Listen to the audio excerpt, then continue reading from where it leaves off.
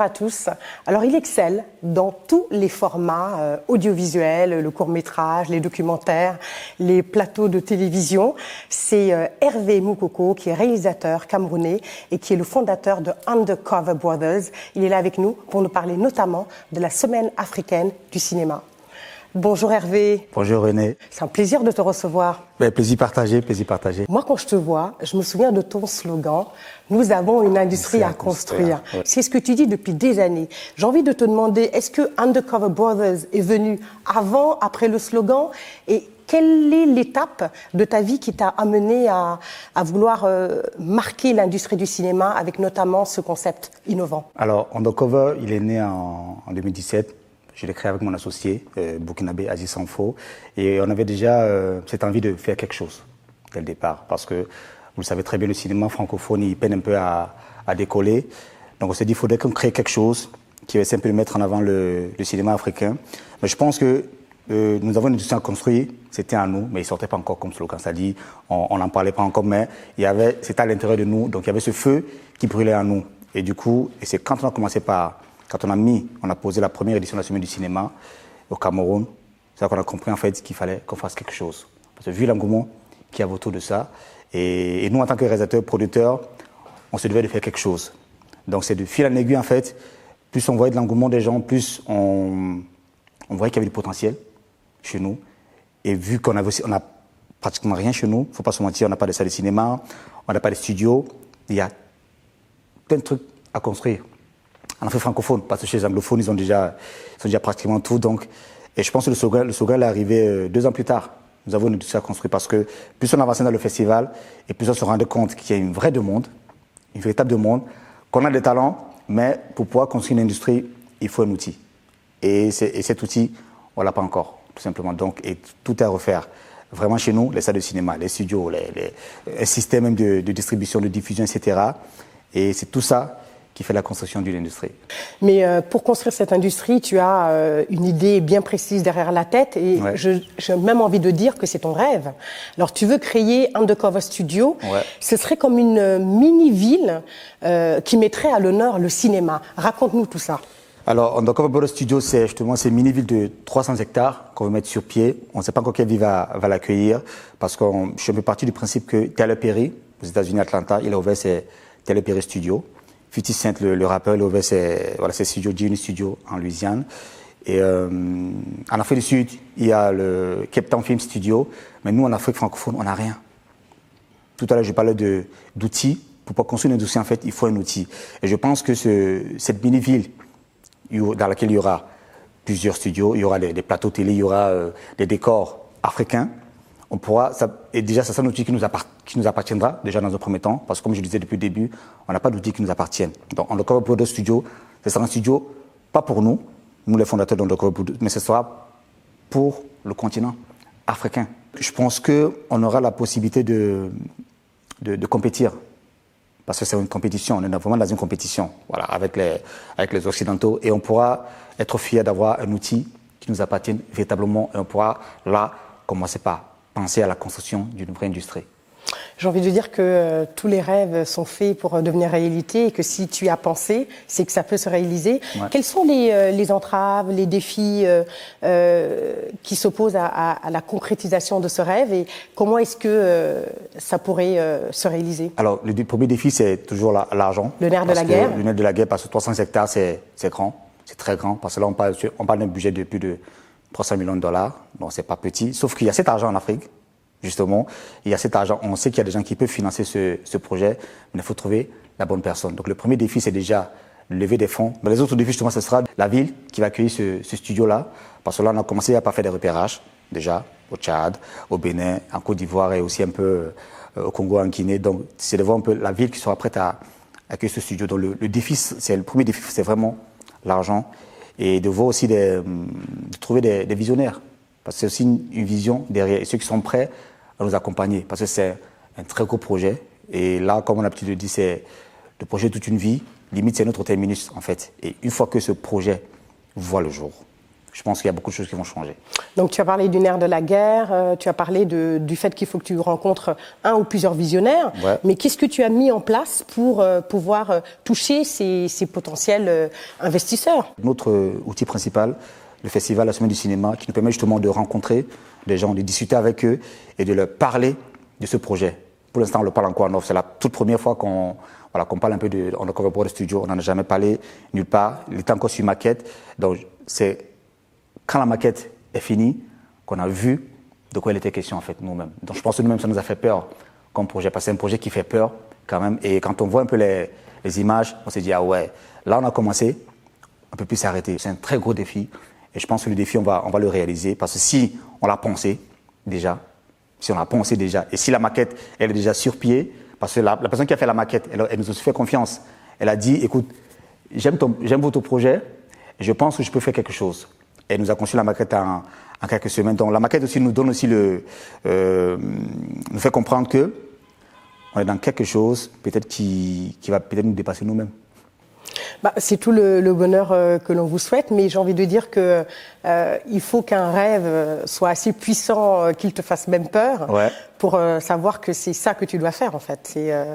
C'est comme tu dis, c'est le terminus, quoi. C'est le terminus. En fait, vraiment c'est notre terminus. Vraiment c'est notre terminus. Et je pense que le jour où ce studio va naître, je ne sais pas comment on va se sentir, on ne sait pas comment, mais on est tout excité à l'idée de le voir naître, ce gros projet. Et ça va profiter à tout le continent. Absolument. Donc en attendant, tu veux faire partie de ceux qui construisent cette industrie du cinéma. Et donc comme tu le signalais, tu as mis en place avec d'autres partenaires la Semaine africaine du cinéma. C'est déjà la 5e édition. Est-ce que tu peux nous en parler et nous dire surtout quel impact a eu cette semaine dans l'industrie du cinéma africain? Alors, je peux vous dire que le festival a eu un très gros impact depuis le Cameroun, le Niger et Congo-Brazzaville, parce qu'on a permis à certains aspirants des métiers de l'audiovisuel d'obtenir des bourses d'études de 3 ans. On a fait des renforcements de capacités. On a permis à certains films qui peut-être ils n'espéraient même pas être projetés dans une salle de cinéma, on a permis que les films soient projetés dans des salles de cinéma, que les films soient projetés dans des festivals internationaux. Je peux dire on est en train de commencer par tisser notre toile sur le continent. Donc l'impact en fait il est grand, mais on continue de creuser en fait, parce qu'on part du principe qu'on n'a pas encore fait grand chose, mais nous sommes en train de vouloir bâtir quelque chose d'énorme. Tout à l'heure je parlais d'outils. Je pense que la Semaine du cinéma c'est un instrument qui est gigantesque aussi, qui rassemble beaucoup de nationalités. Parce que le fait qu'il soit itinérant, ça ramène aussi d'autres partenaires, ça ramène d'autres cultures, et il y a beaucoup de personnes aujourd'hui qui sont prêtes à nous accompagner pour atteindre nos objectifs. Donc l'impact il est assez grand, et je pense qu'on est très fiers de ces 4 années-là que nous avons accomplies jusqu'à maintenant. Dans ces semaines africaines, vous mettez aussi en avant donc, des réalisateurs, des films. Comment est-ce que vous faites les choix? Alors les choix, dans un premier temps, on fait des appels à films. Et on reçoit une centaine de films, et on a une commission de visionnage justement composée de Camerounais, d'Ivoiriens, de Nigériens, de Guinéens, donc qui visionnent des films, chacun chez lui. Ils ont une fiche qu'ils remplissent, des fiches bien définies. Et maintenant, c'est à partir des fiches maintenant qu'on choisit des films, parce qu'on met quand même un point d'honneur sur la qualité du film, sur la qualité de l'image, et bien sûr la qualité de la réalisation aussi, parce que vous n'êtes pas sans savoir qu'aujourd'hui beaucoup se prétendent réalisateurs, mais ce que nous faisons comme métier, c'est un art.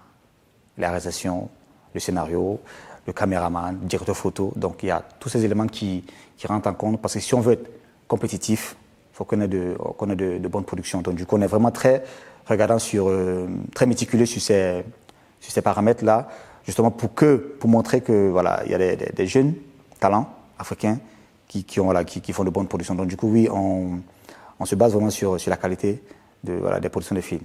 Alors toi qui as un regard extérieur, quel est ton regard sur ces productions panafricaines, et quels sont les pays sur le continent qui sortent du lot en matière de cinéma? On ne va pas parler de Nigeria et de Hollywood, c'est un cas un peu à part, mais quels sont les autres pays où tu as vu vraiment des réalisateurs qui sont comme des diamants que tu pourras toi-même tailler, pour reprendre une de tes expressions? Alors je vais commencer par le Cameroun, parce que comme je dis, dès la première édition, on a été très surpris de voir qu'il y a beaucoup de talents au Cameroun, notamment des réalisateurs de courts-métrages qui demandent qu'à être projetés. Et quand nous sommes partis au Niger, on a vu d'autres talents là-bas.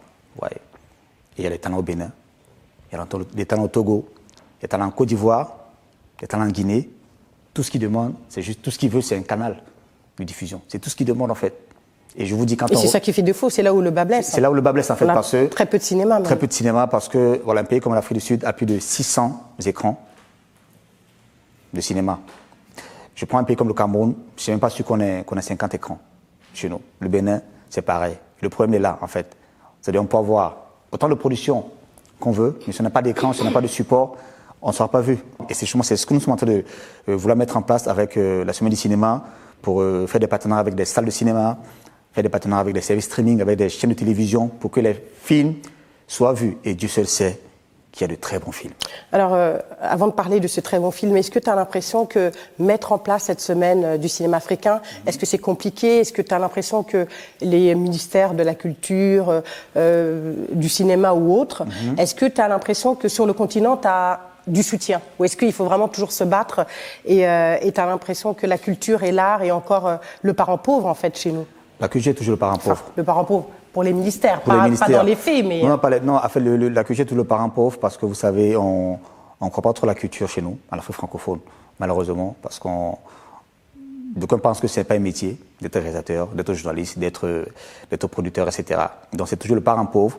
Et c'est la raison pour laquelle je pense qu'ils ne mettent pas assez de fonds dans cet art-là. Pourtant, ils devraient mettre assez de fonds. Alors, tu as l'occasion de parler, là, aujourd'hui, tiens, le Cameroun, puisque c'est ton pays d'origine, a un ministre compétent en la matière. Qu'est-ce que tu pourrais lui dire pour qu'il mette la main Alors, le ministre, ce qu'il pourrait faire, dans un premier temps, c'est justement de voter un budget pour des productions annuelles, dans un premier temps, et qu'on a aussi des complexes. Des complexes, et quand je parle de complexes, il faut des salles de cinéma, il faut des studios, parce qu'on manque aussi de studios chez nous. Ouais, donc il faut aussi des formations. La formation. La formation. Parce que... Donc des écoles de cinéma, des masterclass, etc. Parce que n'importe qui se lève pour dire qu'il est réalisateur, et franchement, c'est n'importe quoi. Et c'est même la raison pour laquelle nous sommes toujours en arrière, parce qu'on prend n'importe qui pour venir dire n'importe quoi devant c'est pas moi, à l'écran. Les scénaristes, ils ne savent pas écrire des scénarios, les acteurs, c'est un vrai... Investir dans la formation. Investir dans la formation, investir dans du matériel aussi, matériel de production, c'est super important. Et aussi, investir même dans les supports. Il faut aussi que les médias nous suivent aussi, nos médias locaux, parce que la plupart du temps, on attend toujours que ça vienne de l'extérieur pour qu'on soit suivi. Non. Pour valider, quoi. Pour valider, en gros. On a nos télévisions nationales qui peuvent faire le travail. Aujourd'hui, avec Internet et le streaming, nos chaînes sont vues un peu partout. Donc, les médias locaux, c'est eux qui sont en ligne de front. C'est eux qui doivent commencer par faire le travail derrière. Mais aussi, il faut aussi que nous-mêmes soyons professionnels. Parce qu'on ne l'est pas du tout. Il ne faut pas se mentir. On ne l'est pas du tout. Quand les gens produisent le film, ils ne savent même pas comment faire pour distribuer le film. Ils ne font pas de projection de presse.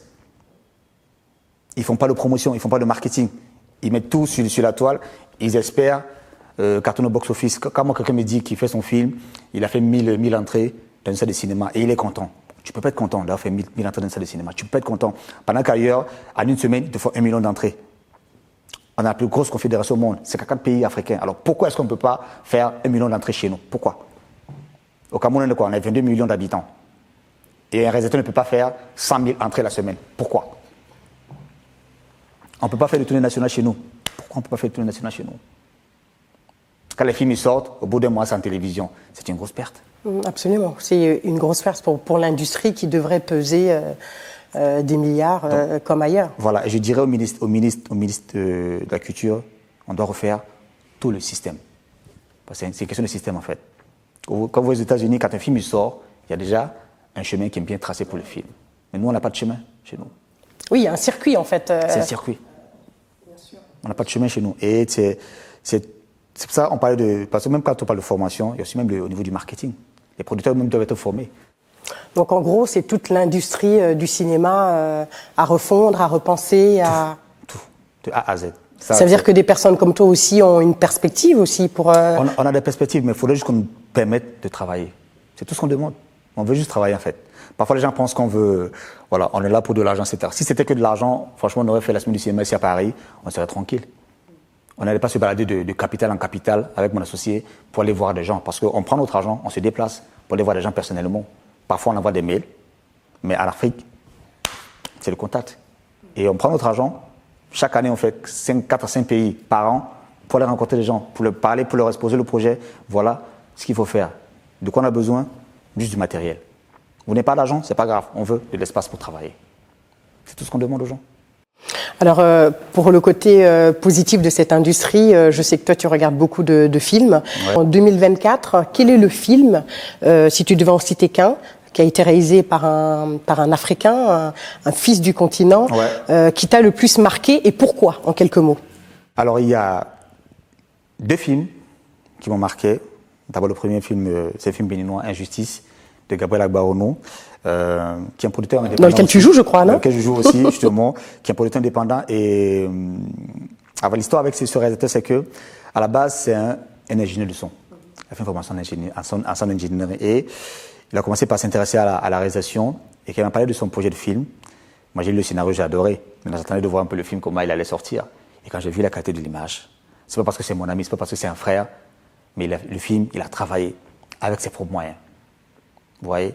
Et le deuxième? Et le deuxième, c'est un Camerounais, King Stephen, avec l'Axe Lourd, qui malheureusement, justement, on parlait de marketing, n'a pas su bénéficier de bon marketing pour projeter le film. C'est là où, en fait, c'est un peu la communication, en fait. La communication. Il y a le savoir-faire et puis il y a le faire savoir. Voilà. Hein. Parce que pour avoir un très bon film,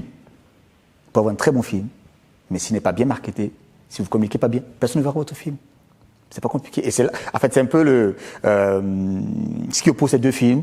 On a deux bons films où Justice a été bien marketé, a été vu par beaucoup de personnes, mais le film L'Axe Lourd du réalisateur King Stephen n'a pas été très bien vu parce qu'il n'a pas été très bien marketé, tout simplement. Mais ce sont les 2 films qui m'ont beaucoup marqué parce qu'ils ont très bien travaillé le film, c'était bien réalisé, il y avait de bons acteurs. Voilà. Mais le fait est qu'il y a un film qui n'a pas bénéficié des canaux parce que voilà, ils n'ont pas fait le travail qu'il fallait. Donc on a une clé quand même, une clé pour le succès, entre autres. Oui, non, franchement, comme je vous dis, on a beaucoup de talent chez nous. Tout ce qu'ils demandent, c'est des canaux. Et il faut qu'on mette en place un circuit de distribution. Alors, dernière question. En tant que réalisateur, s'il y avait des thématiques, des histoires qui n'ont pas été racontées, que tu as envie de raconter et de partager avec le plus grand nombre, ce serait quoi? Oumniobé. Il y a un documentaire qui est sorti sur lui, qui a été fait justement par un Camerounais, Nabé Down. Mais depuis quelques années, j'aimerais faire un film sur Oumniobé. Parce que j'ai un peu lu son histoire, j'ai vu ce qu'il a fait pour le continent. Je pense que c'est dommage qu'on n'ait pas encore fait un film. Qu'est-ce que tu voudrais partager sur sa vie, sur son parcours? La façon dont il voyait le continent. Vous voyez, en fait, comme je vous disais, c'était pas un personnage qui combattait que pour le Cameroun. Il combattait pour le continent. C'était un vrai panafricain? C'était un vrai panafricain, en fait. Avec des discours poignants, puissants. Vous voyez, c'est des gens qui avaient un peu la main sur le cœur, qui se battaient pour l'éducation du continent. Et comme je dis, pas que pour le Cameroun. Et parce que c'était que pour le Cameroun, voilà. Mais je pense que son combat a une résonance encore jusqu'à aujourd'hui. On ne le sait pas. Mais les gens comme Oumniobé ont beaucoup travaillé pour le continent. Et lui, j'aimerais vraiment faire pas une série, pas un film. Je pense qu'un long métrage ne suffirait pas pour raconter sa vie, mais une série, oui, sur Oumniobé. C'est tout le bonheur qu'on te souhaite. Rappelle-nous juste la 5e édition de la Semaine du cinéma. Ça sera où, si tu sais déjà le pays? En tout cas, ça sera quand? Alors, la 5e édition de la Semaine du cinéma, pour l'instant, nous tablons entre le Gabon et le Bénin. Parce que vous savez, avant de faire le festival, on prend toujours le pouls de certains pays par rapport à certaines conditions politiques. Vous savez que les élections arrivent bientôt, etc. Donc, on essaie un peu de se rassurer en termes de stabilité du pays. Donc, nous sommes entre le Bénin et le Gabon. Mais ça aura lieu justement l'année prochaine, en 2025, en juin, juillet, tout simplement. Merci beaucoup, on se verra à ce moment-là. Merci Hervé Moukoko. Continue à raconter de belles histoires sur le continent et à montrer ta passion au monde. Merci beaucoup. Si vous avez aimé cette émission, partagez, likez, commentez et surtout abonnez-vous pour retrouver d'autres parcours inspirants de personnes engagées et passionnées. À bientôt.